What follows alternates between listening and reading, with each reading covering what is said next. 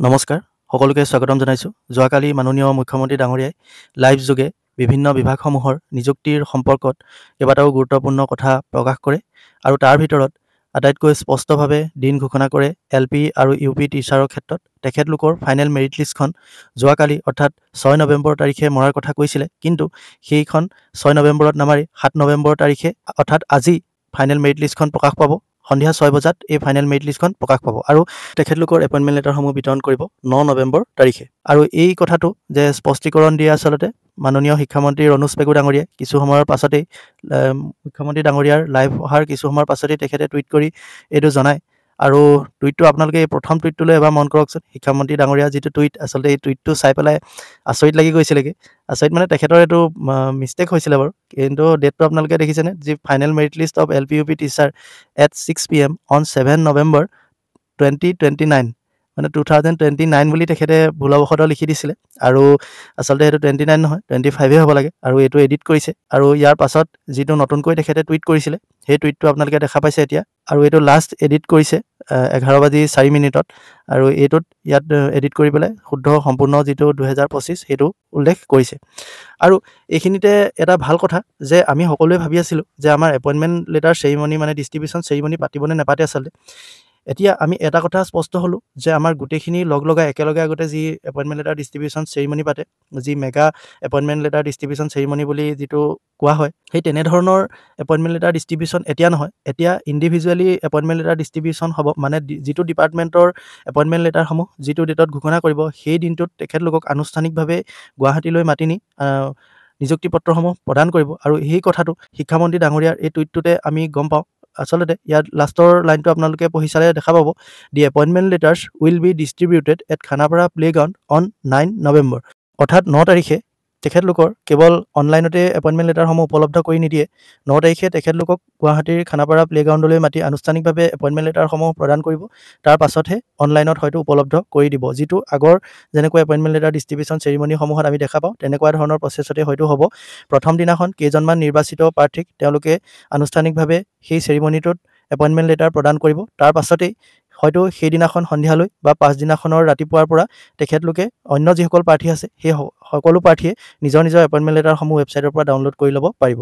গতিকে এটা appointment letter distribution ceremony হ'ব প্ৰতিটো বিভাগৰে, সেইটো কথা আমি স্পষ্ট হ'লোঁ। আৰু আমাৰ বহুতৰে সেইটো সপোনো আছিলে গুৱাহাটীলৈ যোৱা, গুৱাহাটীত গৈ পেলাই এনেকৈ এপইণ্টমেণ্ট লেটাৰ ডিষ্ট্ৰিবিউশ্যন চেৰিমনিত অংশগ্ৰহণ কৰা, কিন্তু আমি যেনেকৈ ভাবিছিলোঁ গোটেই ডিপাৰ্টমেণ্টসমূহৰ মানুহখিনি যাব আৰু তাতে বহুত মানুহৰ সমাগম হ'ব, আমিও যাম, সেইটো হৈ নুঠিলগৈ। কিন্তু এনেকৈ বিভাগৰ ফালৰ পৰা যি এপইণ্টমেণ্ট লেটাৰ ডিষ্ট্ৰিবিউশ্যন চেৰিমনি হ'ব সেই এপইণ্টমেণ্ট লেটাৰ ডিষ্ট্ৰিবিউশ্যন চেৰিমনিত আমি অংশগ্ৰহণ কৰাৰ সুবিধা পাম। গতিকে এইটো জানি অলপ হ'লেও ভাল লাগিছে, কাৰণ আমাৰ বহুতেই এইটো সপোন পুহি ৰাখিছিলে যে গুৱাহাটীলৈ যাম, এপইণ্টমেণ্ট লেটাৰ ডিষ্ট্ৰিবিউশ্যন চেৰিমনিটোত অংশগ্ৰহণ কৰিম। গতিকে কালিৰ এই কথাটোৰ পৰা সেইটো এটা কথা স্পষ্ট হৈছে।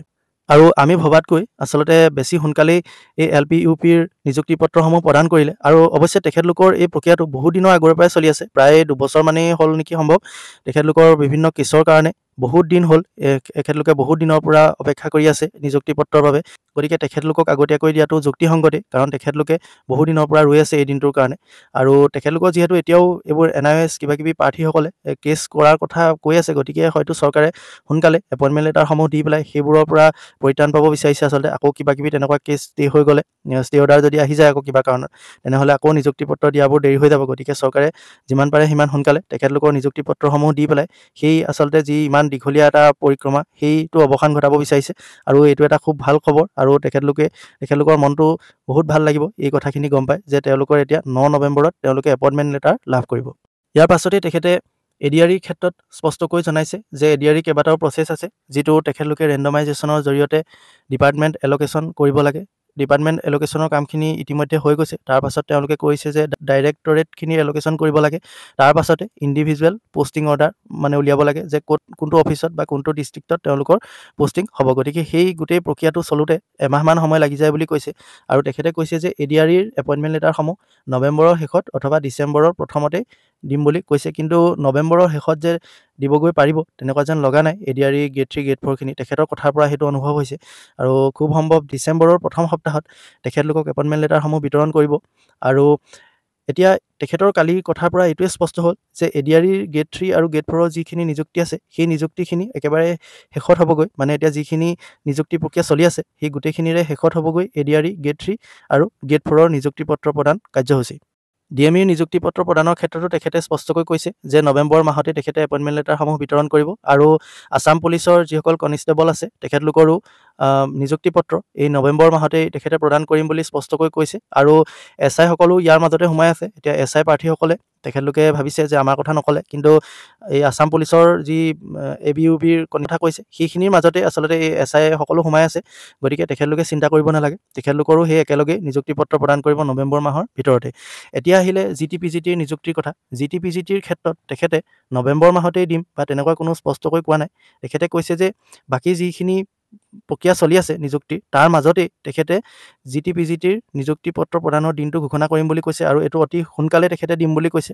আৰু আমাৰ GTPGTৰ যি নিযুক্তি পত্ৰ প্ৰদান প্ৰক্ৰিয়া সেই প্ৰক্ৰিয়াটো ডিচেম্বৰলৈ কেতিয়াও নাযায়, নৱেম্বৰতেই হ'ব। কাৰণ তেখেতে যি কথা তেখেতৰ কথাৰ পৰা এইটো অনুমান পোৱা গৈছে যে GTPGTৰ ক্ষেত্ৰত বৰ বিশেষ দেৰি নালাগে। আৰু GTPGT যিহেতু ডিষ্ট্ৰিক্ট চিলেকশ্যনৰ কথা হৈ গৈছে, তেখেতে কৈছে যে আপোনালোকে পচন্দ কৰা জিলাসমূহৰ ওপৰত ভিত্তি কৰি আপোনালোকক নিযুক্তি দিয়াৰ বাবে শিক্ষা বিভাগে ইতিমধ্যে কাম কাজ আৰম্ভ কৰিছে। গতিকে এতিয়া যিখিনি কাম বাকী আছেগৈ এই কামখিনি কৰোঁতে বৰ বিশেষ টাইম নালাগে। ডিষ্ট্ৰিক্টসমূহ চিলেক্ট কৰাৰ পাছত এই ডিষ্ট্ৰিক্টসমূহত তেওঁলোকৰ স্কুল কাৰ কোনখন স্কুল হ'ব তেনেকৈ তেওঁলোকে ৰেণ্ডমাইজেশ্যন কৰি পেলাই তেখেতলোকক নিয়োগ কৰিব। আৰু এতিয়া স্কুল চিলেকশ্যনৰ বাবে সুবিধা দিয়ে নে নিদিয়ে সেইটো এটা গুৰুত্বপূৰ্ণ হৈ আছে আৰু সুবিধাটো দিব যেন লগা নাই।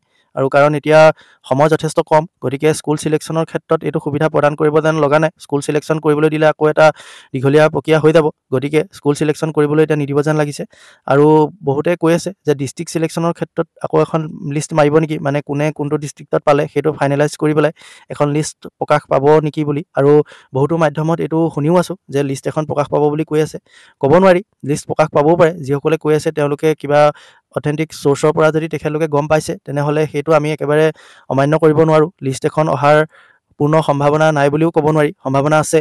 গতিকে আমি আৰু কেইদিনমান অপেক্ষা কৰিলে গম পাম যিটো ডিষ্ট্ৰিক্টত তেওঁলোকক ফাইনেলাইজ কৰিছে, যিটো ডিষ্ট্ৰিক্টত যিসকল প্ৰাৰ্থীয়ে পাব। গতিকে তেখেতলোকৰ নামৰ এগেইনষ্টত ডিষ্ট্ৰিক্টটো দি পেলাই এখন লিষ্ট হয়তো প্ৰকাশ কৰিবও পাৰে এপইণ্টমেণ্ট লেটাৰ দিয়াৰ আগতে। আৰু দিলে সুবিধাও হয়, আচলতে আমি গম পাম যে আমি ক'ত পৰিছোঁ, কোনটো ডিষ্ট্ৰিক্টত পৰিছোঁ সেইটো জানিব পাৰিম। আৰু তাতকৈ বিশেষ আমি একো জানিব নোৱাৰোঁ। কাৰণ আপুনি কোনোবা এটা ডিষ্ট্ৰিক্টত আপোনাৰ পষ্টিং হ'ল বুলি আপুনি এইটো ক'ব নোৱাৰে যে আপুনি ওচৰতে পাইছে। মানে আপোনাৰ হোম ডিষ্ট্ৰিক্টটোতে আপুনি পাইছে যদিও আপুনি এইটো ক'ব নোৱাৰে যে আপুনি ওচৰতে পাইছে। আপোনাৰ হোম ডিষ্ট্ৰিক্টটোতো এনেকুৱা কিছুমান স্কুল থাকে যিবোৰ বহুত দূৰত থাকেগৈ।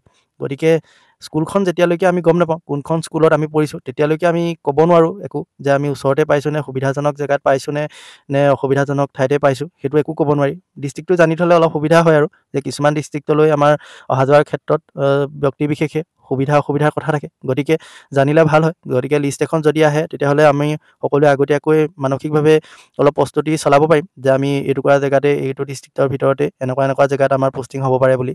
গতিকে বাকী আৰু কেইদিনমানৰ পাছতে আমি গম পাম এই বিষয়ে।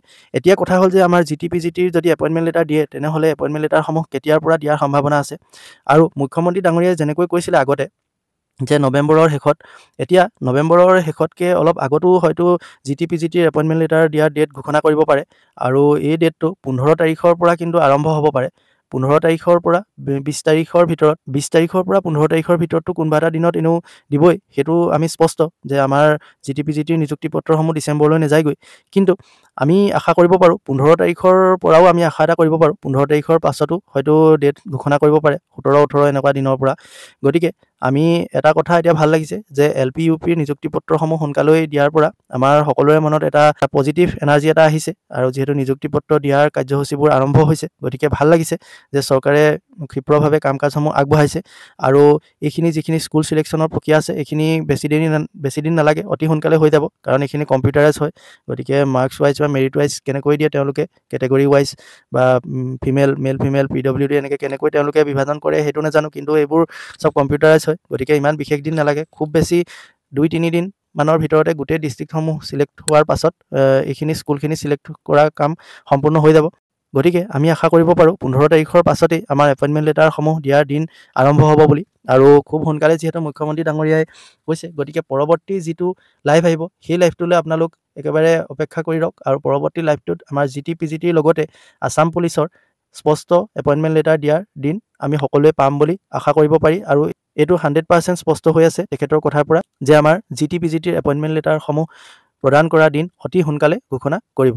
গতিকে আজিৰ ভিডিঅ'টো ইমানেই আছিলে আৰু আপোনালোকৰ যদি কিবা কমেণ্ট থাকে সেই কমেণ্টসমূহ জনাব। গতিকে আজিৰ ভিডিঅ'টো ইমানেই। ধন্যবাদ।